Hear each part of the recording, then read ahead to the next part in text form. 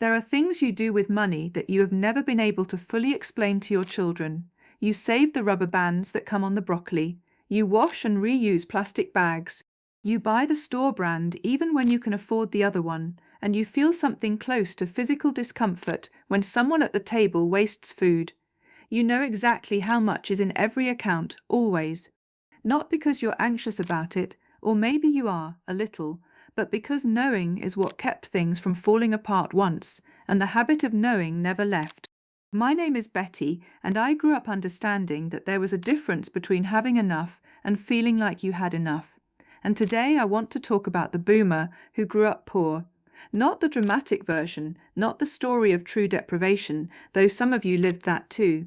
The ordinary version, the version where money was something the adults in your house worried about, in voices that went quiet when you walked into the room, where new shoes happened once a year if you were lucky, where the heat got turned down at night, not because anyone was trying to save the planet, but because the bill had to stay manageable, where you learnt, before you had words for it, that security was not something you were guaranteed. It was something you built carefully with both hands, and you never fully put it down. According to US Census Bureau historical data, approximately 22% of American children in the 1950s and early 1960s lived below the poverty line. Among children born in the early boomer years, 1946 through 1955, a significant portion grew up in households where economic precarity was not an occasional crisis, but a background condition. The specific texture of American poverty in that era was different from what it looks like today. It was often invisible from the outside.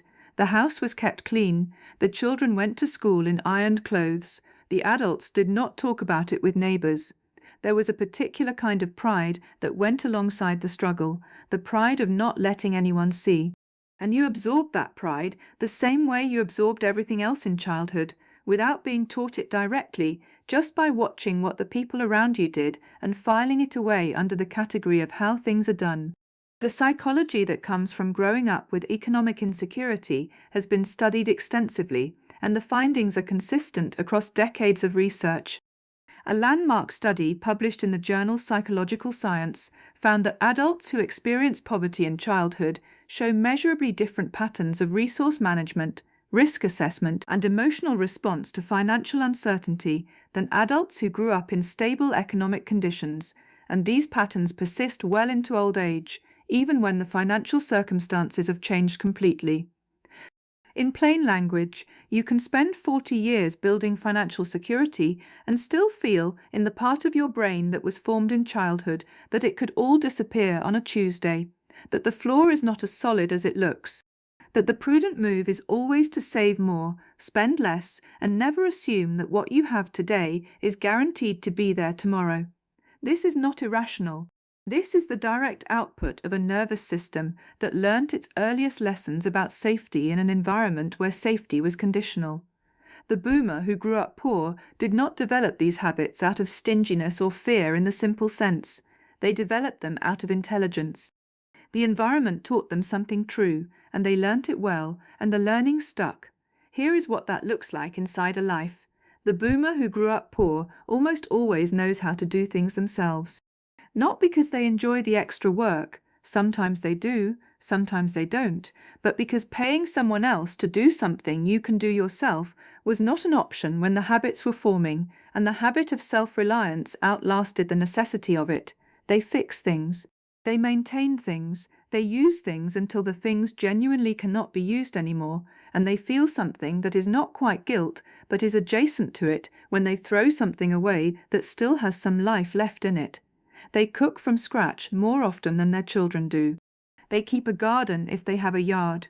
They know how to stretch a dollar in ways that younger people find impressive or baffling or both, and they cannot fully explain it because it isn't a technique they learnt, it's a reflex they developed. Research published in the Journal of Consumer Psychology found that adults who experience childhood poverty consistently demonstrate what researchers call a scarcity mindset in resource allocation decisions, a tendency to treat limited resources as fundamentally more threatening than people who did not experience scarcity in childhood, even when objectively the resources are no longer limited. The scarcity mindset is not a flaw, it is a feature. It kept things together when things needed to be kept together. It built the savings accounts and the paid-off houses and the emergency funds that the children of these boomers will one day inherit without fully understanding how they were assembled. What it costs is harder to see. It costs something in enjoyment, the meal at the restaurant that should be pleasant but is shadowed by the number on the menu. The vacation that gets planned and replanned and modified until the budget is exactly right, and even then there is a low hum of unease that doesn't lift until the money is back in the account. The difficulty saying yes when something costs more than the internal calculator says it should, even when the internal calculator was calibrated in a decade when everything cost less and the wages were smaller and the context is entirely different now. There is also something it costs in relationships, and this is the part that doesn't get discussed enough. The boomer who grew up poor sometimes has a complicated relationship with people who didn't. Not resentment exactly, it's more subtle than that, a kind of watchfulness. A sensitivity to what money means in social situations that people who never had to watch money in social situations don't always understand. The adult child who spends freely and doesn't seem to notice. The grandchildren who ask for things without thinking about what things cost. The gap between how you were raised to relate to money and how the people you love relate to money, that gap is real, and it produces friction that nobody has quite the right words for. A 2024 Pew Research study on intergenerational attitudes toward money found that boomers who self-identified as having grown up in low-income households were significantly more likely than their adult children to describe frugality as a moral value, rather than simply a practical strategy. That distinction matters enormously. When something is a moral value, it stops being a preference. It becomes part of how you evaluate not just your own behavior, but the behavior of the people around you. And the person who grew up watching adults sacrifice to make ends meet can find it genuinely difficult to watch someone spend without thinking, even if the person spending is someone they love and the money is not theirs to worry about. The tension this creates inside families is one of the least discussed sources of intergenerational friction in boomer households. It doesn't show up in arguments about politics or parenting styles. It shows up at the dinner table when someone orders the expensive thing without checking the price. And the boomer at the end of the table goes just slightly quiet in a way nobody quite notices but everybody feels. A lot of you have been writing in about this, about the ways your upbringing shows up in your daily life in ways you didn't expect, about the things you do that your children find eccentric, about the feeling of never quite being able to relax your grip on the financial reins, even when, objectively, you could. That response is exactly what I want to keep exploring on this channel, because this generation carried more than people give them credit for, and the carrying left marks that deserve to be understood rather than explained away. There is one more thing worth naming, and it is the thing that runs the deepest. The boomer who grew up poor often carries a very specific relationship with gratitude that is different from the kind people talk about on social media. It is not performative. It is not a daily practice or a journaling exercise. It is something older and quieter than that, the bone-level awareness that things could have gone differently, that the job could have not come through, that the margin between the life they built and the life they were afraid of was at certain moments very thin, and they have never forgotten how thin it was. This awareness is what makes them the people their families call in a crisis. The ones who do not panic because they have already lived through things that required not panicking.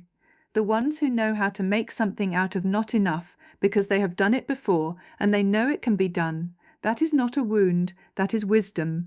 Hard-won, unglamorous, and entirely real. Here is what I have observed from watching this generation move through the decades. The habits that were formed in scarcity are not just survival tools, they are, in many cases, the foundation of everything that came after. The discipline that built the career, the patience that built the savings, the refusal to assume that things would work out on their own, that produced over decades lives that actually did work out. These people did not get lucky.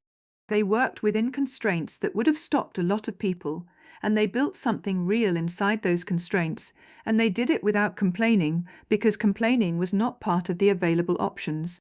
And the rubber bands on the broccoli, the reused plastic bags, the store brand on the shelf, those are not signs of a person who never escaped the past.